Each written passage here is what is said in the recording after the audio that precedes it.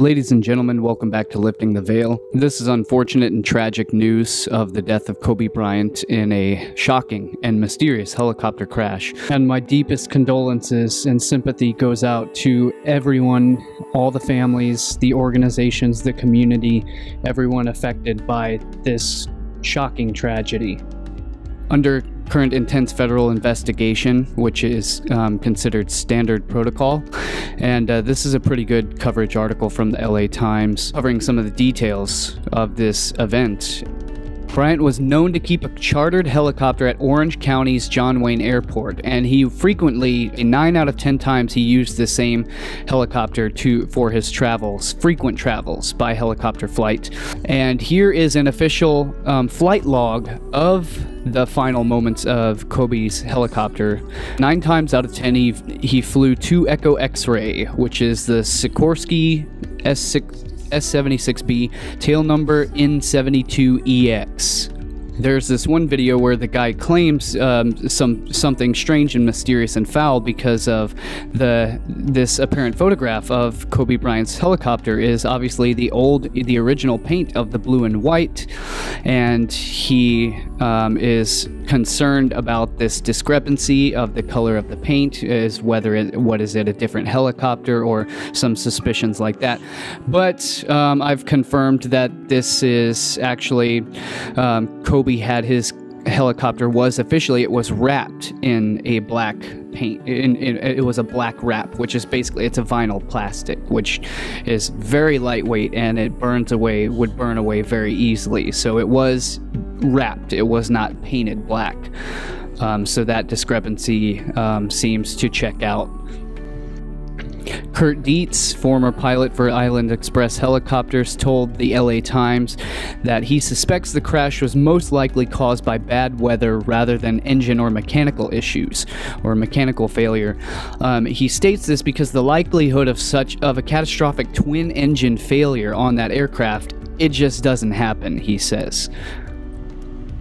And it's official that parts of Southern California were enveloped in thick fog as the helicopter made its way from Orange County to Los Angeles. And during the flight, the pilot noted he was flying under special visual flight rules, which allows a pilot to fly in weather conditions worse than those allowed for standard visual flight rules.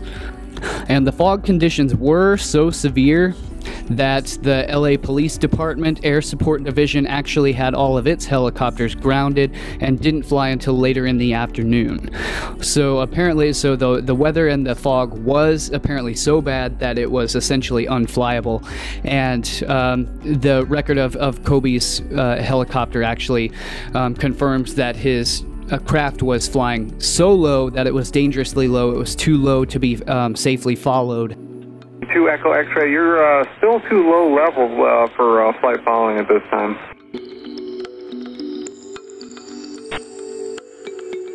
Two Echo X-ray, SoCal.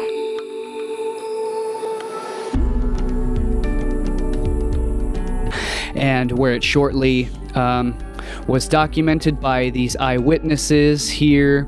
Scott Dalen was taking a break from setting up sound for his service at church in the canyon, which is below the site crash, when he heard the helicopter overhead. Because of its low proximity to the ground, I knew something was wrong. It was hovering real low, like they were searching to land. It was making a slow left turn. It was about 9:44 a.m. and then the impact happened. I heard a crunch. I don't think it pancaked, which means falling flat on its base. I think it hit rotors first. I immediately called 911. Jerry Kokarian was standing outside the church in the canyon drinking coffee when when he heard a helicopter flying unusually low and seeming to struggle. It wasn't sounding right, and it was real low. I saw it falling and spluttering, but it was hard to make out as it was so foggy. The helicopter vanished into a sheet of fog, then there was a boom and a big fireball. No one could survive that. So this is an interesting account. What he's describing is he's describing in some type of mechanical or engine failure. He's describing it not sounding right. He heard where did it say here? He heard a roar before a big explosion. I saw it falling and spluttering. It was hard to make out as it was foggy. But it's interesting how his story describes some type of what would be seemingly a mechanical failure of some sort just before it crashes and explodes, which would make sense as to why it was flying so unusually low. Just what kind of risks were going on in California yesterday when Kobe Bryant's pilot took off in fog so thick they said you could barely see your hand in front of your face, and even the LAPD helicopters were grounded? Yeah, well, your guess is about as good as mine for now. All the details are really sketchy. There's not much out there yet, but yeah, from what I can see, it was just poor decision-making going out into the fog that thick. And if you find out, like you fly into this kind of fog and you really can't see much of what's going on, if anything, and of course, you know, it could be condensation on the glass for all I know. So what are you supposed to do in that situation? Right, well, they say you shouldn't take off to begin with if it's that bad out, and I see the LAPD, they were grounded anyway, so it must have been pretty bad right from the airport. But if you choose to take off anyway, and it gets worse along your route, your best bet is always to turn around to get out of the really bad stuff. Beyond that, you have a few options. You can either head straight back to the airport, which would probably be your best bet, or if it starts to close in around you, try and find somewhere to land, if that's an option to you. But continuing forward through it, that's a poor decision. You sort of looked into what was going on near the end, because man, to hit the side of that hill at 176 miles an hour, that is freaky fast for a helicopter as far as I know. And again, it's all pure speculation, but what situations could possibly arise where you're going, what is that? Is that above the rated speed of the helicopter? I mean, that just seems crazy fast to me.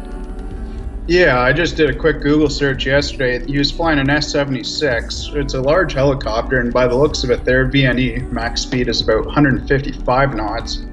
So he was going well over that, which means he would have been diving into that hill.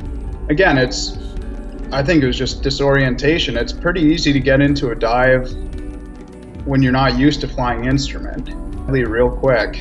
It's extremely disorienting, and I seen his trail there too. I mean, his airspeed was all over the place. He was up to 150 knots, down to 50, climbing, descending. He was very disoriented.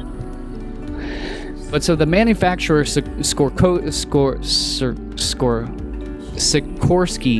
is also participating in an investigation of the crash along with the FBI, or the Federal Aviation Administration and National Transportation Safety Board, along with the FBI. So it's very interesting, and what they've done is they have completely closed off anywhere near the neighborhood and anywhere near the crash area, because supposedly it's being flooded by, you know, hundreds of fans trying to get to the site to pay their respects to Kobe. And so they've had to quarantine off the area so that, you know, nobody can get close to to the ground zero of the crash site. And look, I don't know how else to say this, so I will just give my deepest heartfelt honesty, is that throughout this video I've discovered an incredible amount of really both inspiring, informationally dense synchronicities that honestly I'm not going to disrespect anyone or anything. I'm just highlighting information. That's all I'm doing. I am just connecting obvious syncs where they are apparent, and I'm not trying to draw any conclusions. I'm just simply organizing data. That's all I'm doing. The first and most notable thing that struck me that has come out is this 2016 episode of Legends of Chamberlain Heights on Comedy Central, where they literally made a joke about essentially foreshadowing or predicting Kobe Bryant's shocking death in a helicopter explosion shortly after a crash. In respect to Comedy Central, interestingly enough, to either cover the tracks of some type of foreknowledge of this event, they have eliminated and taken down all links publicly to this episode. I wish to honor their wishes of not showing this clip, because they claim it's in bad taste, of course. And however, this is contradictory, because the fact is this has already been circulating in public for over 3 years now. And so if it is in bad taste, it is in bad taste because it has already been circulating before something like this even happened. And the fact is, it's even more in bad taste if whoever created this had some sort of intention behind producing such media, which I think is more respectful as preserving the evidence as a matter of fact, just as you would present a piece of evidence in any type of investigation or any type of open legal cases. You have to examine the evidence, so it is important and highly critical to preserve such pieces of evidence for, just as a matter of public fact, as a matter of public record. No disrespect whatsoever is in any way intended, and it is only out of pure respect for someone's legacy, because of course their legacy is something that is important to all of us. Our legacy is most important.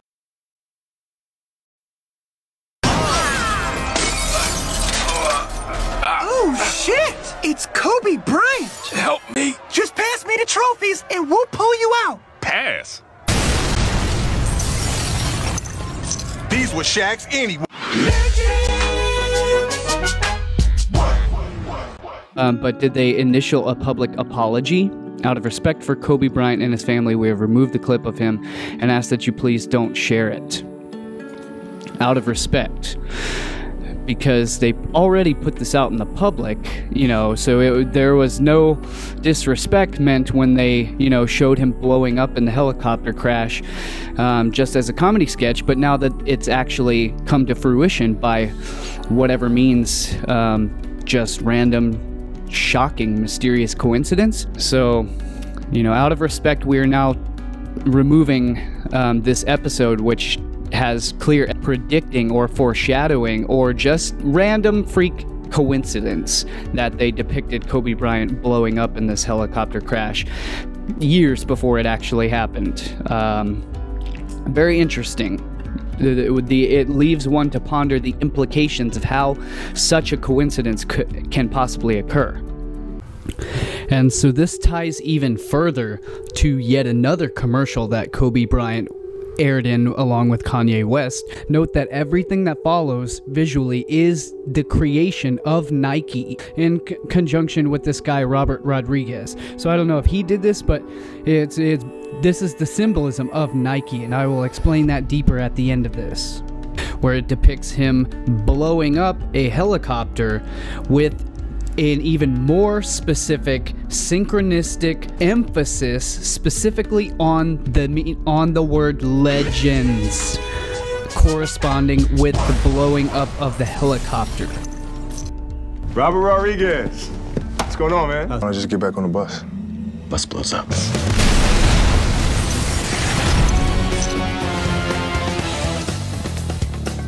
So what does anyone want from you when you roll into town? To take the Black Mamba out. He has to be taken out. Bigger budget, bigger explosions. These were shit. Because of course, more explosions, of course, you have to depict it. But it's a double cross. A message from the boss. So what's the boss want? Boss wants to end your reign. Prove that you can be beat. So his plan is to take you down, defeat you, and then collect your shoes. So the theme here is the big boss from on high, on top of the tower. The big boss, the big man upstairs, the big man wants to take him down, wants to take him out. He wants to bring him down, lower him down to the base, to the bottom, to the abyss. He wants to take him down from on high and end his reign as king. He wants to end his royalty, end his lineage. He wants to, the big man on upstairs. And of course, the big man upstairs is the Cana-Phoenician god Saturnel, ruler of the physical realm of the inner planets. And he is the big man. He was known in ancient times, in the ancient Sumerian ziggurats. He was known as the Most High, of Shamash, of the sun, solar god, the best deity, the best one, the father god on high. And so and so much in my other written works about this, but so he is the one that wants to take him down, and he is the collector of the shoes, which represents the souls, represents the soul of living being. It represents the footsteps that you've walked here on the physical earth, represents your life path, your footpath, which is why their shoes are representative of the memory of someone's life, their commemoration after their deceased death. In the store. Can I get the soles without the shoes? The outsoles? Yes! I want the soles. I need the soles. No. I want the soles. I need the soles. No. So I want to defer you really quick to this amazing clip by one of my good friends, and I consider him a mentor, Truthersy Christopher Lord, from his channel, which I just went through for the first time in a while, and it's completely been ransacked by the YouTube's sweep. So unfortunately, yeah, I was looking for some of his clips to show you about Robin Williams, which were incredibly revealing information. Pretty undeniable information. And of course those videos had to be terminated in the YouTube sweep, or should I say the purge, the great purge of 2017, and then of course 2018, and then of course most recently the great purge of 2019, which I will do full esoteric presentations on the deep symbolic significance of that in and of itself. But that's I'm going off topic. But so again, here's this clip from Truthersy. Of course, they tell you the words are not related, but the words soul and soul are indeed related. The soul is the bottom of your feet where you walk. It is the very existence upon this earth and the proof thereof. And the bottom of your feet are in the same location as hell. And so now you know why the soul fish is a flat bottom fish from hell, and how it's related to the sandal. For thousands of years, shoes have been made from leather. And what is leather from? Leather is the hide or the skin of an animal, specifically a cow or a bull. So a pair of leather shoes were created from death. And so this is a good reason to go vegan and to be vegan, is because you no longer have to be walking upon death. You no longer have to walk on death. You can choose to have completely cruelty-free products, cruelty-free shoes, great comfortable footwear that isn't walking on death. And now you know why we have the walking dead, as well as walking in dead man shoes. And perhaps now you'll understand why the Illuminati of 9/11 or 7/11, they had the monument with thousands and thousands of empty dead man shoes. And you remember when we were kids and threw a pair of old shoes on a wire, which either represented somebody that died or a dead pair of shoes. And even today, it's polite to take off your shoes before you enter someone's home. And in the Bible, the Hebrew God asked Moses to remove his sandals. So remember I was telling you about the red, ruby shoes of death, we see the same symbolism with the red, bloody feet of Jesus. And some say he was nailed to the ankle, like this crucified man from Jerusalem. And yes, an ankle is directly related to the letter L, or the god L for that matter. And that's why an ankle is related to the Egyptian Ankh, which of course comes from the thoracic vertebrae of a bull spine, the symbol of life. And of course, even the straps that went around the ankles resembled the Ankh. Boss wants to see you. What does he want? Some take souls, some take scalps. Boss takes shoes. Upstairs.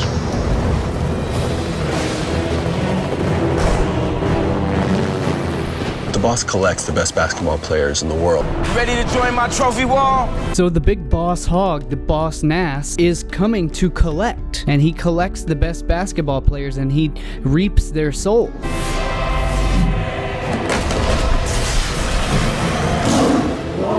Yes, I want the souls. I need the souls. The world's deadliest predator is about to become my towel boy. Just pass me the trophies and we'll pull you out. These were Shaq's anyway. I'd be the guest. So I should it in. Black Mama doesn't end. Heroes come and go. But legends are forever.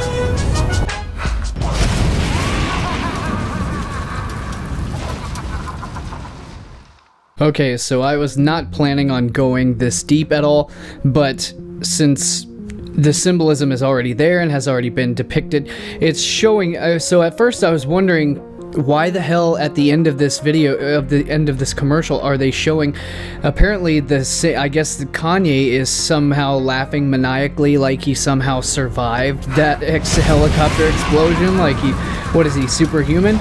And how could anybody possibly survive that? So there's a maniacal laugh as if he's supposed to return in some sort of sequel or something.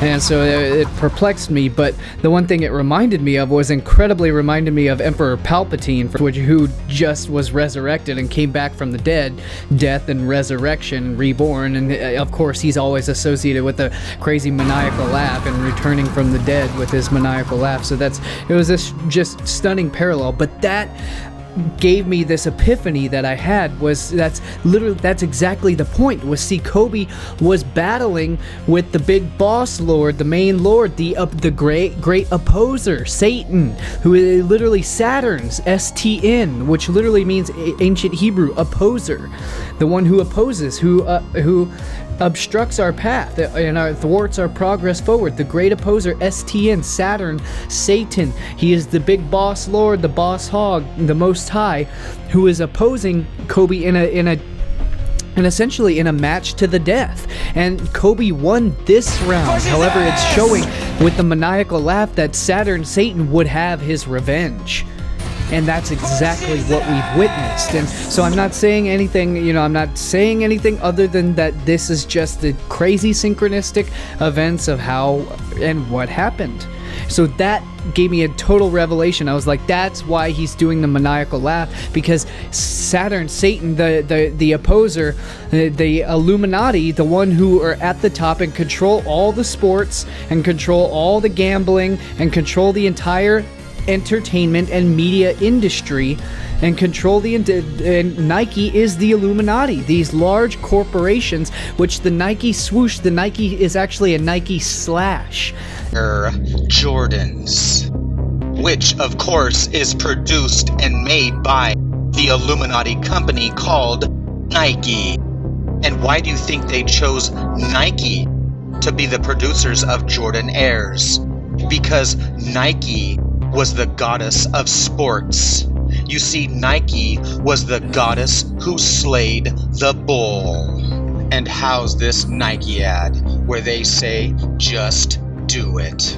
It is the sickle of Saturn, but more specifically in this reference, it is Thanatos.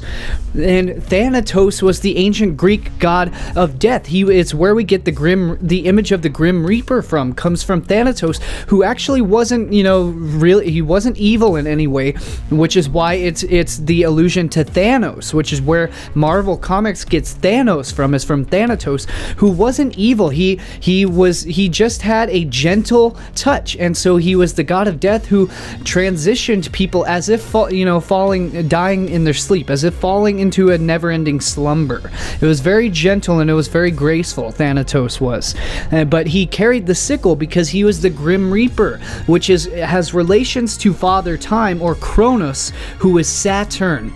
And so, sure enough, like, I was not expecting any of this to come out, but as I started making this film, literally everything synced with all of my full written presentations that I've written years ago that are all now syncing up with this perfect copycat event.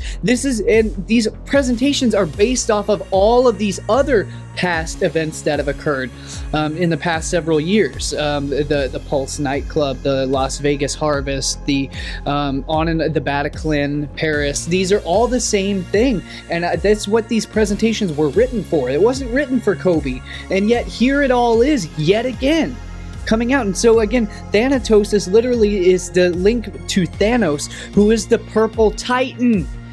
He is a purple titan, and Saturn was the ancient purple haze, the Most High.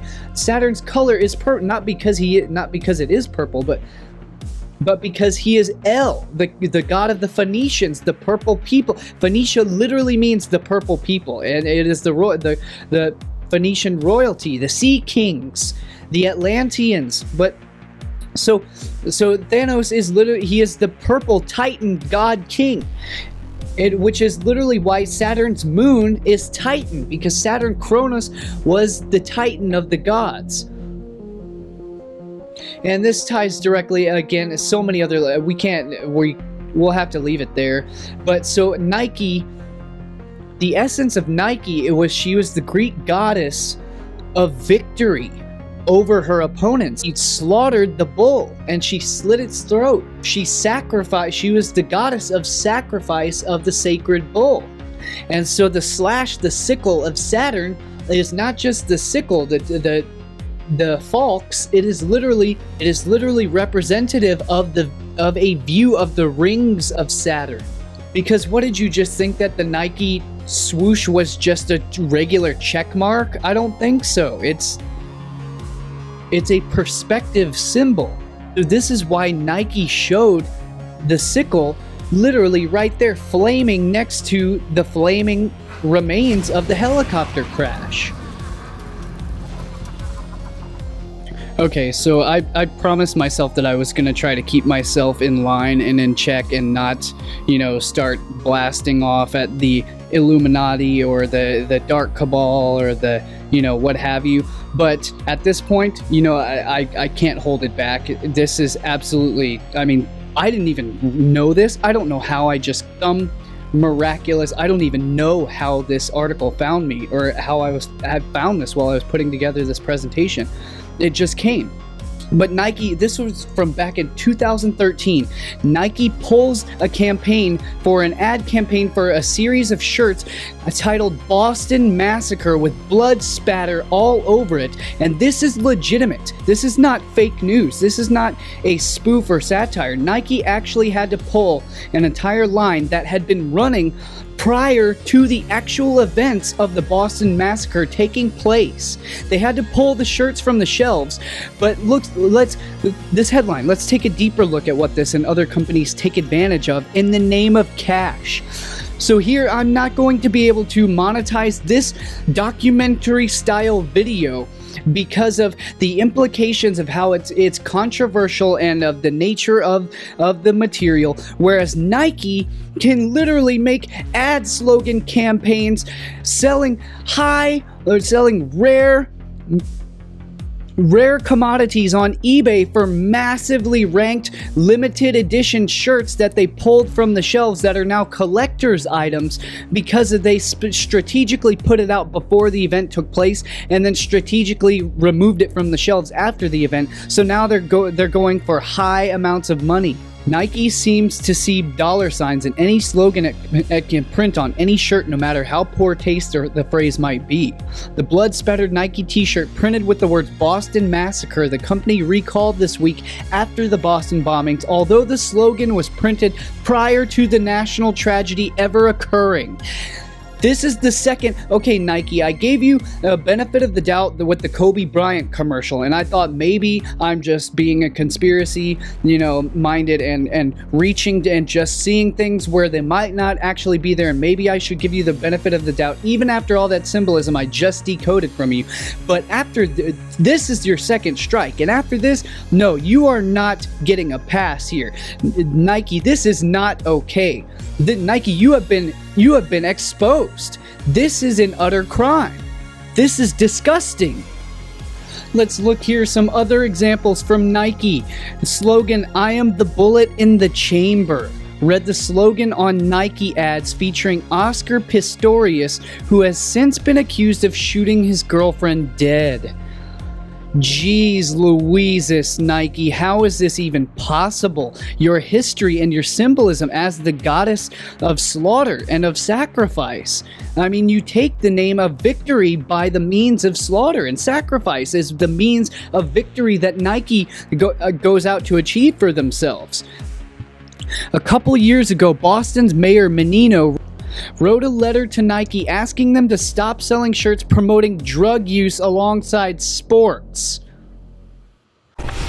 And I am personally not one for hunting for things within numbers, and I personally think that, numbers are sort of arbitrary as far as using like 100 different forms of gematria, so I don't mess around with, looking and hunting around for hidden codes and messages in, any one of my arbitrary selections of various different types of made-up gematrias, so I'm not into that. But I will point out this connection that is there, along with Comedy Central being the letter C being the third letter of the alphabet, which obviously corresponds to the number 3. So Comedy Central, CC, carbon copy, what have you, is actually representative of 33 numerically, which is significant because, again, it is the 33rd degree of Freemasonry, which is 1 degree higher than the 32nd degree of the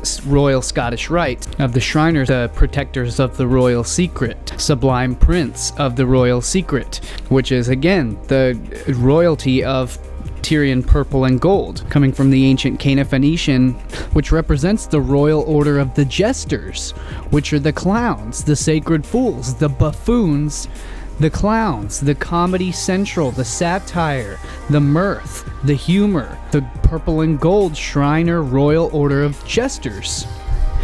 And the jesters is the faction, is the branch, is the tier that is in charge of entertainment, of Hollywood, of sports, of gambling, of sex and drugs and rock and roll, and all things satire, satirical, satanic reverence and revelry.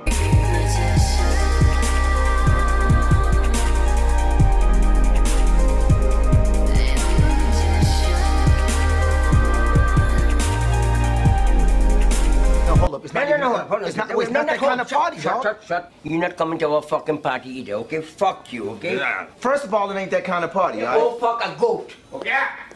Why you always telling me to fuck a goat, man?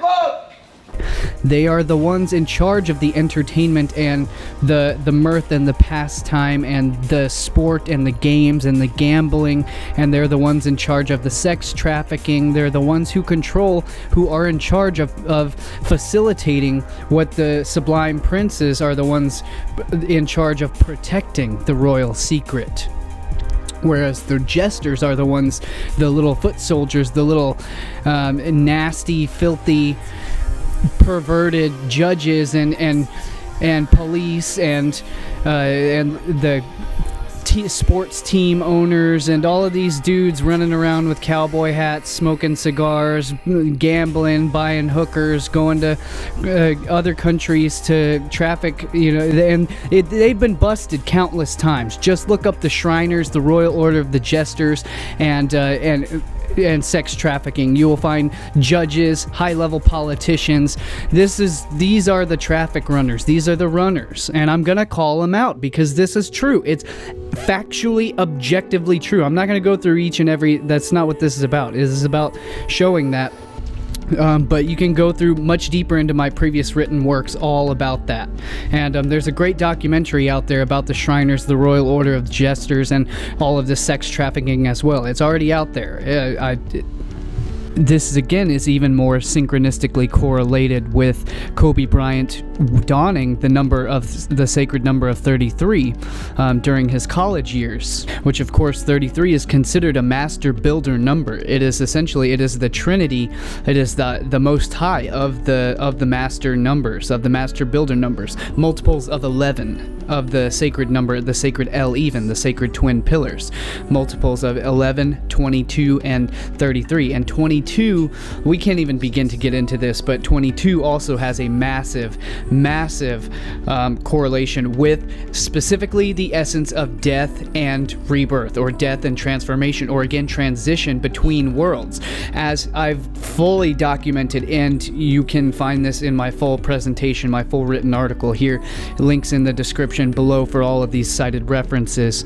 Whereas the 22 again is the year of 2020, numerically breaking down base numerically to the number 22, which I'm not going to analyze the whole date and all of that, because I'm not feeling in sort of an arbitrary mood like that, and nothing has really jumped out at me of my own genuine inspiration, so I'm not going to hunt for things where I'm not feeling, you know, truly 100% inspired, which I am with the symbolism, because that's what I do. It's actually objective. It speaks to me and it shows me exactly what is there. You know, I'm not going out, it's not apophenia and it's not pareidolia. This is objectively there, and I can show you that, and I show you all this symbolism. I literally just sync things together.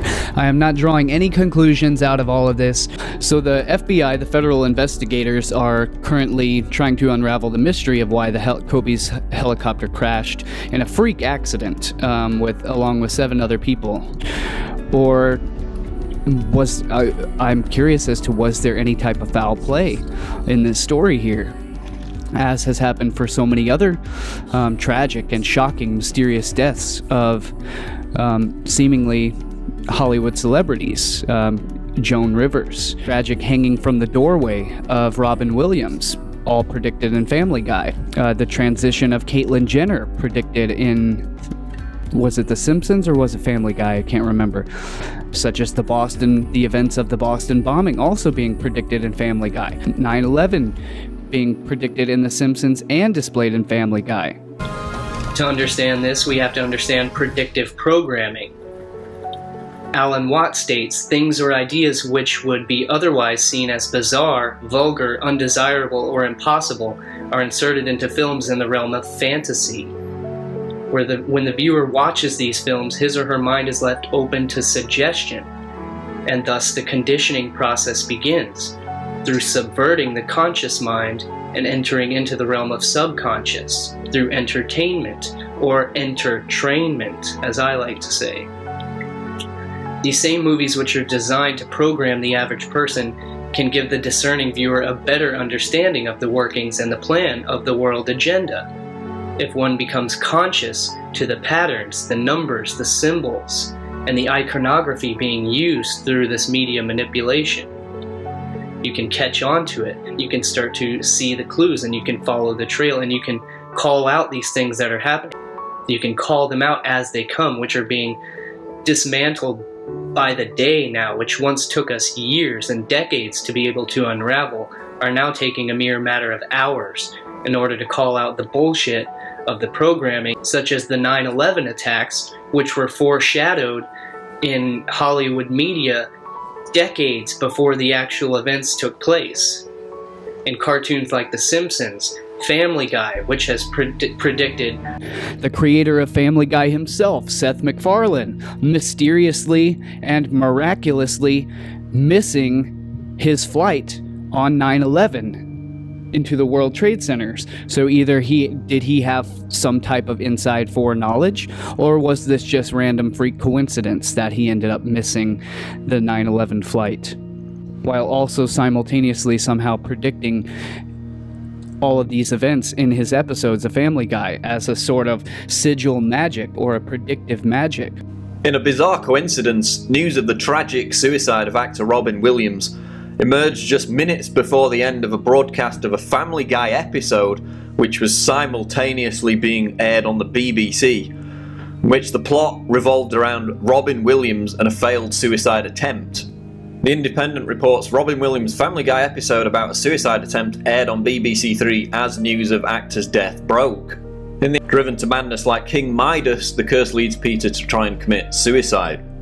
And the episode ended just minutes before news of the tragic suicide of Robin Williams' death emerged, prompting BBC viewers to remark on the chilling coincidence of the two events.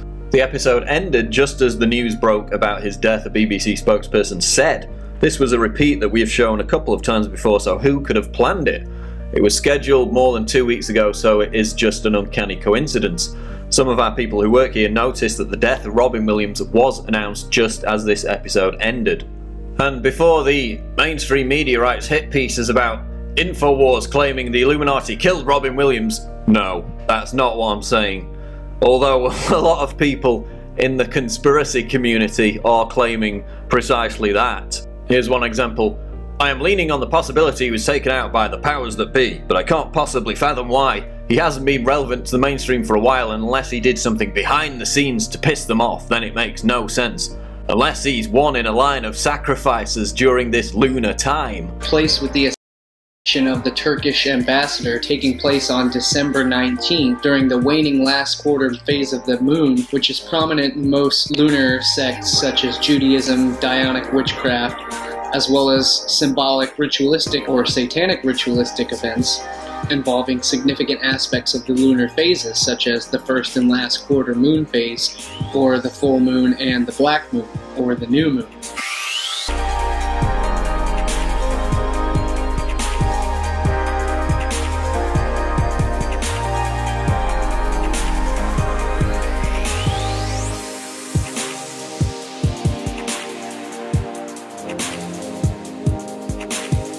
Unless he's one in a line of sacrifices during this lunar time.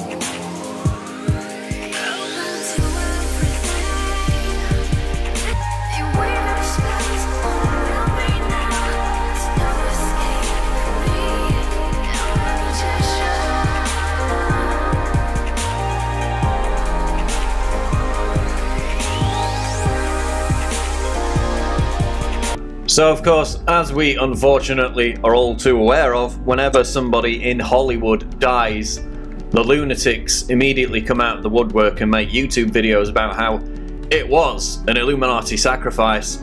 That's not what I'm saying, I'm just saying it's an interesting coincidence. And in fact, going beyond that, it's intriguing to delve into what Carl Jung called synchronicity, which is defined as the experience of two or more events which occur in a meaningful manner, but which are causally unrelated.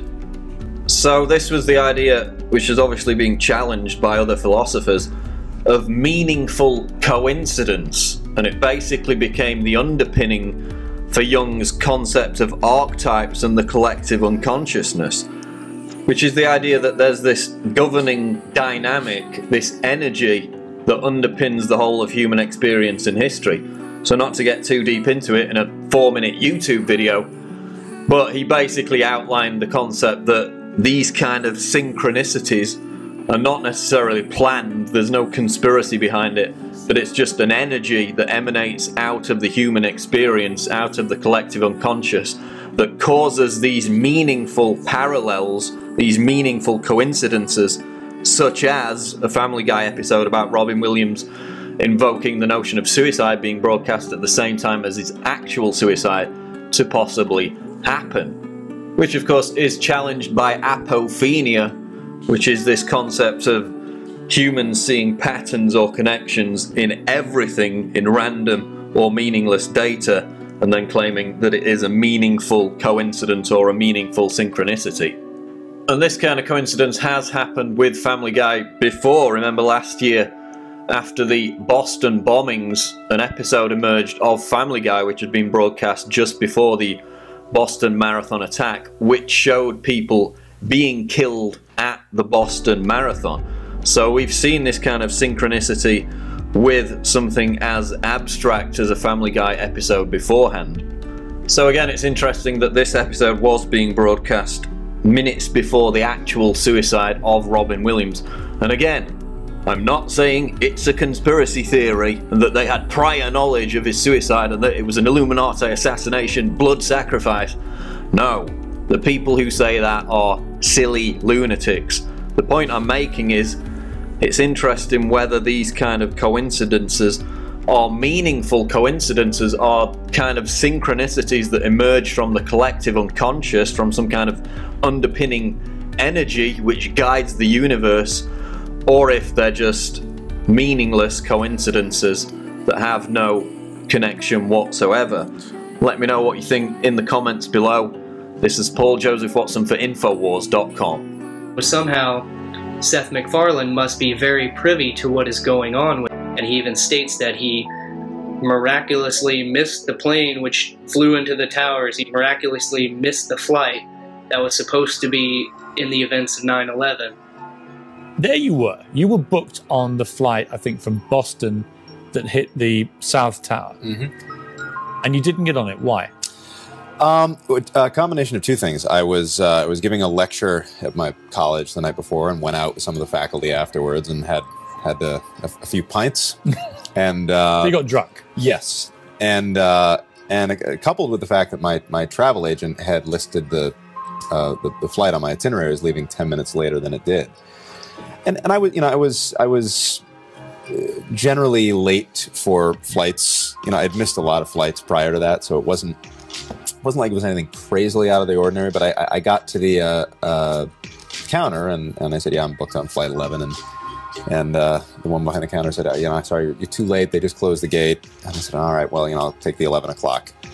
Went into the lounge, fell asleep, woke up about 45 minutes later to a commotion, and the first plane had hit, and sat there and watched the second plane hit, and they announced what flight it was, and I turned to the guy next to me and said, my God, that was the flight I was supposed to be on. I was late. I missed it. What an incredible thing to realize has just happened to the plane you should have been on. Yeah.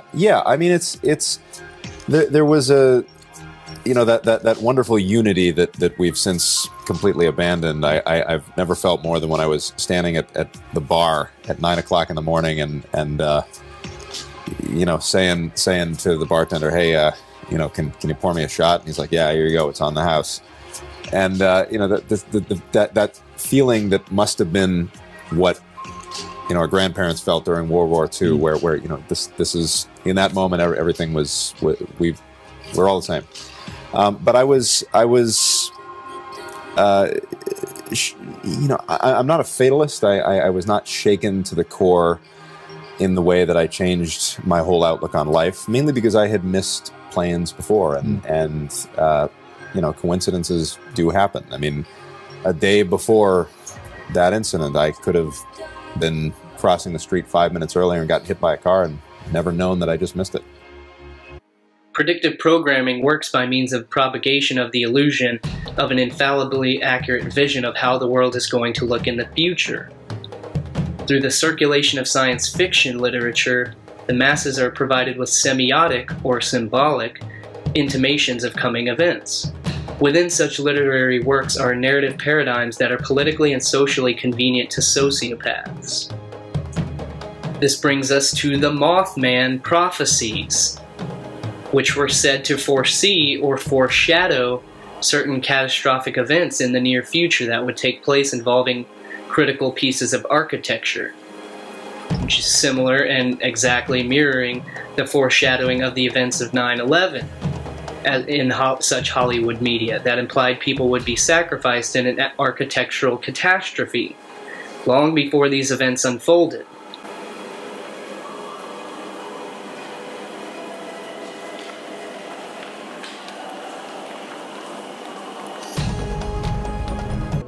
What I find very interesting about this episode of 2016 episode titled End of Days, aired on November 16th, 2016 on Comedy Central. This was a very interesting plot of this episode, which I have not seen, by the way. A leaked sex tape causes a global internet blackout. A global internet blackout. Interesting. And the legends must find a way to survive the apocalypse. Meanwhile, Milt cashes in on his pirated Chinese satellite connection, which gives him the only access to the internet. Straight for your transition to Camarillo, did you just want to follow the 118?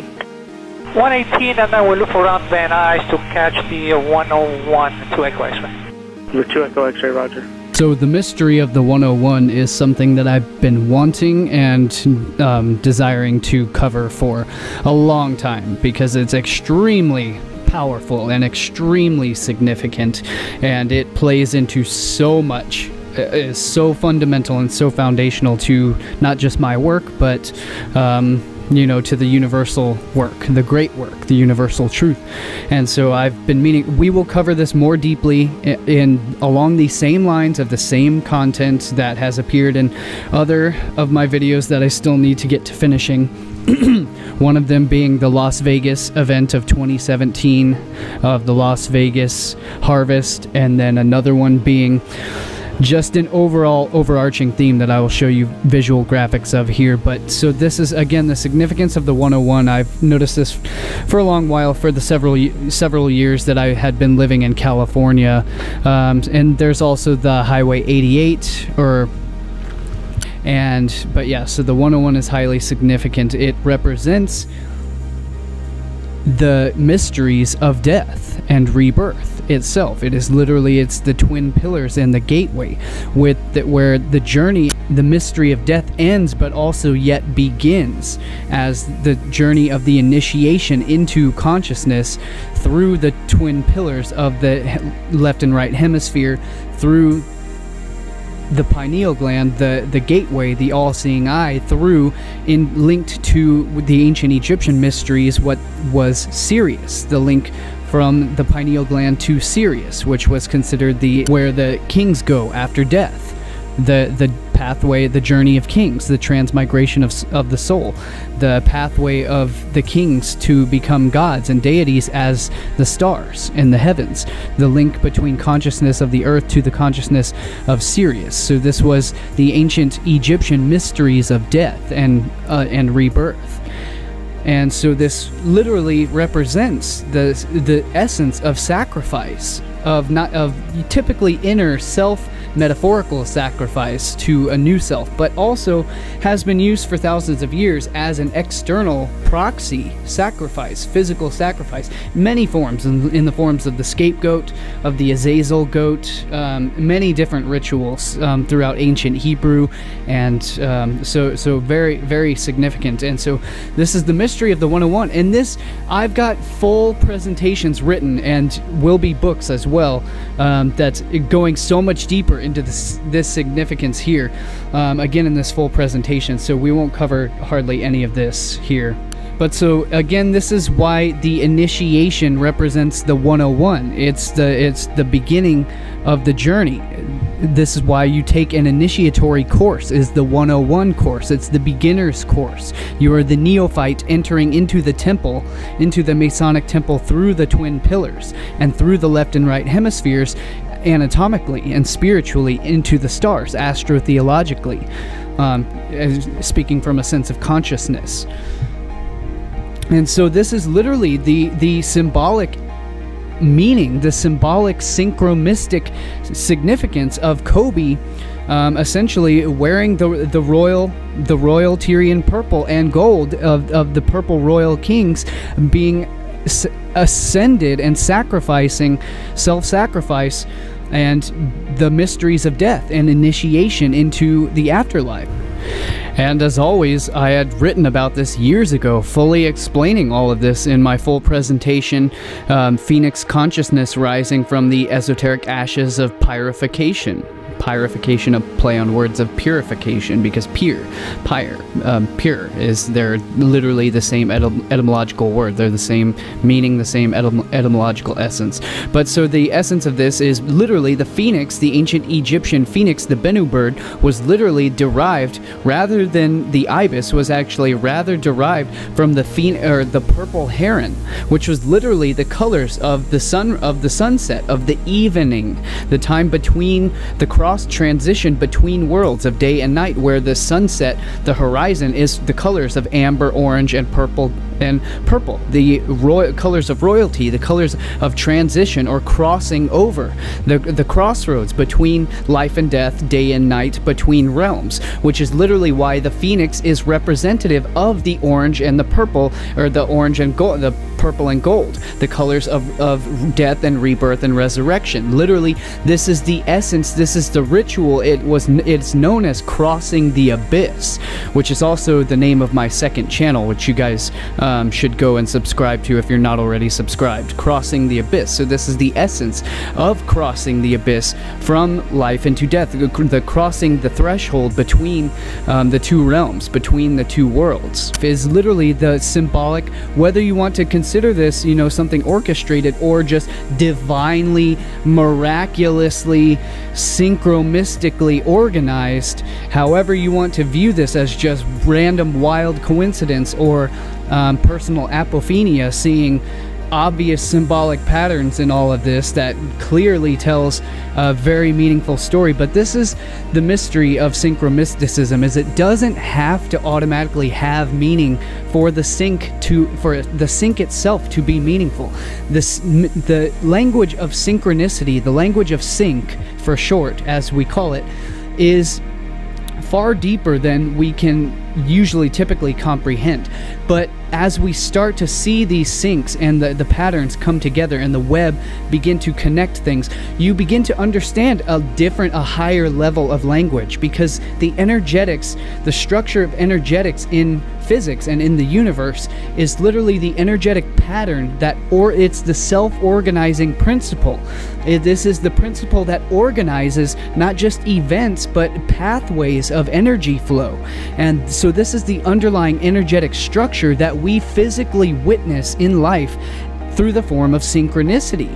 As far as events, chronological or simultaneous events occurring in the physical world. This is what we see it manifested as physically. But again, it's a form of synchromystic sigil magic, a form of... There's an interesting alternative perspective through synchromysticism where the act of creating such cartoons and scripts sort of acts as a form of sigil magic or sympathetic magic or proxy magic, in the form of mentally creating a concept, an egregore, a thought, a concept, and through the act of writing it with the hand, essentially bringing your thoughts into the physical world through the act of writing or through the hand, a sort of talismanic signature that, when combined with a large viewing audience or many conscious points of consciousness focusing on your talismanic signature that you have created, through that act of so many people using their two visual eyes and their third inner visual eye to focus and triangulate their point of awareness, their points of consciousness, that many points of awareness, paying into or attention to that talisman, actually narrows down, statistically it narrows the odds, such as if you were to notice this in random number generators, the act of consciousness can affect the outcome of the random number generators, actually makes the random numbers become more coherent. So it's that act of focus that actually makes the energy coherent, becomes more coherent, which dramatically reduces the astronomical odds of some type of random event occurring, and it actually makes it much more predictable, makes it much more probable, or possibly actually even manifesting in physical reality. First, manifesting it on the causal level or the mental level, and through the public energy organizes that probability and enhances the probability of it occurring, a form of sympathetic vibratory resonance.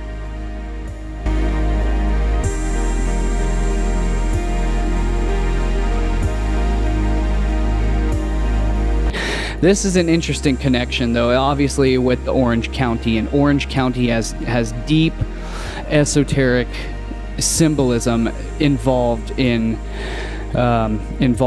shootings and massacres and mysterious deaths of people because of my entire, and based on Christopher Lord's work about the entire essence of the Orange Warning and the Orange House of Death, the Orange Warning, the Orange foreshadowing of death.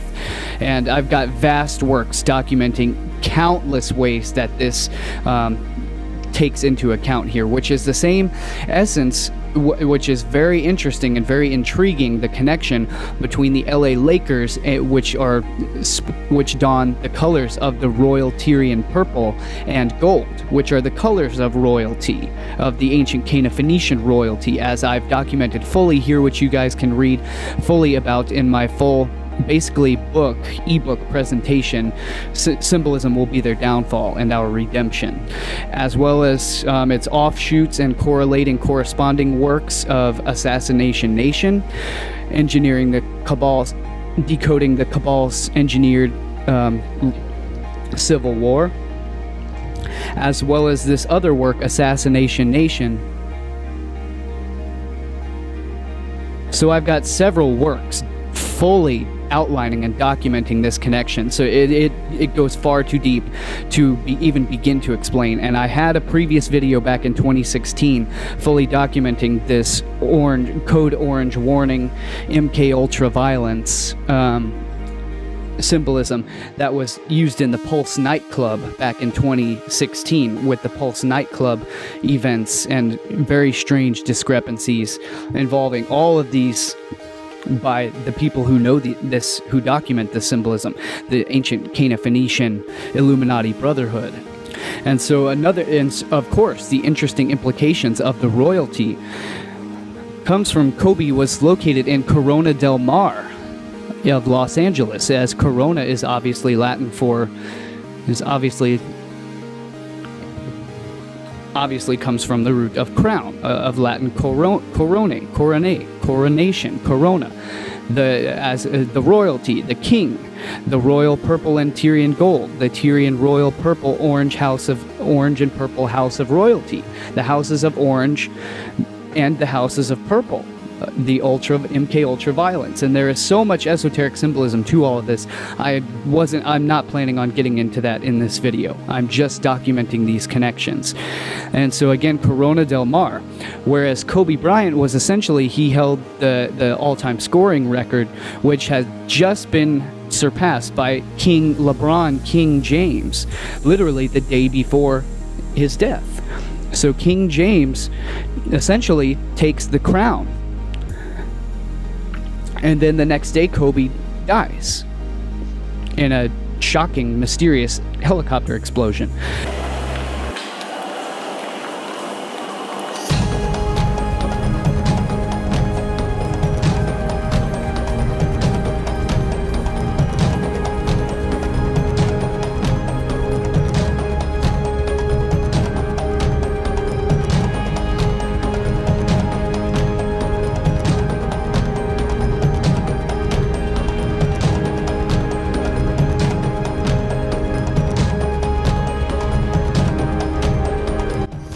And we all know about the certain massacres and certain events that have taken place at the Olympics as well.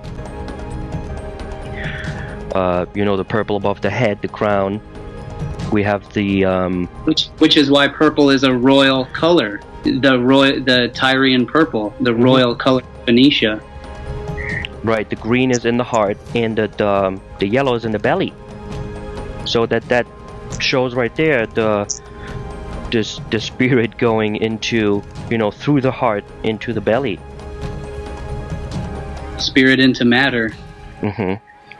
But yeah, that color of purple, we were talking about that the other day. There was something else. They made that from some sort of rare animal that is only there, right?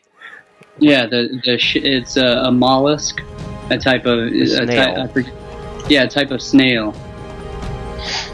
And it produces this purple dye that's, it's only found in that area, and it's really hard. It's a really rare commodity to come by. So that's why it's a royal color, because only the royal elites could afford, you know, to get this, could acquire this dye. And again, that goes back to the royal color. Obviously, it relates to the crown chakra, because that's why it's the royal color of ancient Phoenicia. Right, and Roy is the king. Yeah, Roy El, which El was the god of Phoenicia, the god king, the Roy El. But yeah, that goes back to the Phoenicians were the purple people. But yeah, so the purple is the combination of red and blue, the red and the blue pill taken together to get the purple, or the two halves of the season, which in between the red and the blue in astrotheology makes the purple. That line in between is the mixing. It's the purple. It's that unified balance between the two. Nice. That purple, because it was so rare, couldn't make it everywhere where there were kings.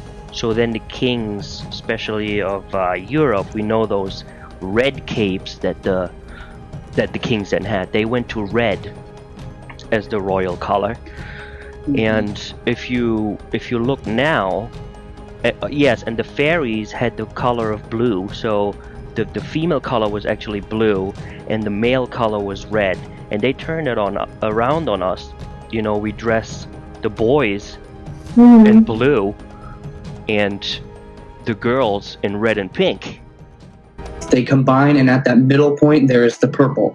That is what many ancient royal bloodlines, as well as ancient royal cults, will always wear the crimson and the purple. The crimson, purple, Tyrian purple. Yeah, you see it in old churches on stained glass windows are all purple and gold. That's interesting. Purple and gold, which is very... Well, essentially, those are the two colors of mind control symbolism.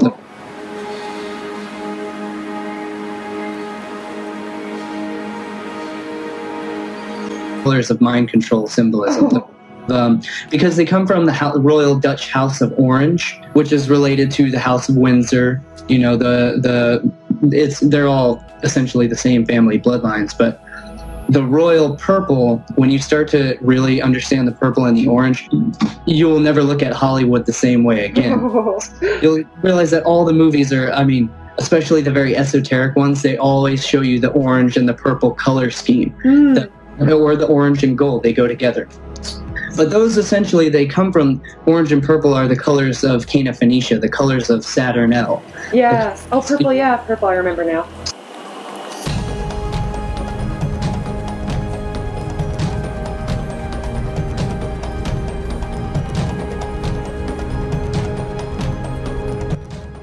Orange is the esoteric color of warning in the ember months of the year, such as November and December, when the sun has gone into its ember state of the year, which is at its low point, just before it dies its death at the winter solstice, where it will then be reborn again at the spring as the color green, in the green spring of fertility. So the ember months are when the sun has become ember or amber orange, which is the sun's warning just before it dies and then will be reborn again. So the orange is the color of warning, as in the amber alert, as in code orange, which is the state of alert for terrorist threats, which is a stage just below red alert, which is the highest state of warning. The bull god, El Cronus, or Saturn, was the most high of the Bible, and thus wore the crown, which comes from the word crone, or Cronus, who was the old crone. The crown, or Charon, comes from Cronus, and corona, which comes from the sun. A corona is a halo, a crown. The etymology of crown comes from Latin corona, a gaseous envelope of the sun and other stars. Hence, a crown symbolizing the rays of the sun. Corona and crown come from Greek koroné, meaning anything curved, a kind of crown, which comes from the curve of the golden rings of Saturn. Saturn, who was known as Lord of the Rings. and is also known as the Greek god Kronos, or Father Time, who gives us the word chronology, crown, coronation, corona, crone, which is exactly why all who wear crowns are literally cronies. Kronos, who in ancient times was known as the best sun during the golden age of Kronos, who was the king of the age because he emitted a glorious halo. Halo comes from Greek halos, meaning disk of the sun or moon, ring of light around the sun or moon, or in other words, the golden rings, which rivaled or tempted our modern sun, today known as our Son of God, the temptation of Jesus, the Son of God. And this is exactly why to this day we still pay homage to this best son by wearing golden wedding rings as well as earrings. In the ancient Canaan Phoenician city of Byblos, also known as El Jabal, Saturn or Kronos was the king of Byblos, or the founder of Byblos. Kronos was known as the god El, the Most High, and was described as twin pillars, or twin towers. The number 11, because the two L's are even. They are parallel to one another. They are parallel. They are literally a pair of L's. And that's all I have for you guys today. May your souls shine among the stars, and may the light of the heavens shine within you. I'd love to hear your comments on that in the section down below, so that way I can go through and read some of what you have to say about it. If this is the type of content that interests you, make sure to check out my full presentations as well as my further research, my further films, and my previous videos that you can find in the full archives at patreon.com/liftingtheveil. The link will be in the description below, and all my cited source links will be in that article description as well. And I'm sorry I didn't want to make this too long. I wanted to make this a short video. And as always, I want to thank you guys for taking the time to watch my videos. If you enjoy this information, please share it around with anyone who you think might also appreciate the information. It's my greatest passion, and my purpose and my mission is to continue to produce genuinely inspired and meaningful, uplifting content, intellectual pieces of art. We haven't even begun to scratch the surface of just how much info is ready and waiting to be produced. I can't even keep up with the amount of output, let alone the amount of writing that is coming through. We haven't even gotten started yet. We are just warming up. And so we just need to take care of this business, guys, because as it stands right now, I am not able to do this full time. I simply am not making enough to pay off the amount of effort that goes into these. So I can't practically do it right now. So we have to meet these minimum goals. Otherwise, I can't do this. Please help me continue in this mission. And check out the merch in the links below. Help support my channel that way, or support my channel on patreon.com/liftingtheveil. Links in the description below. And I will see you guys in the next video. There is so much more content coming up.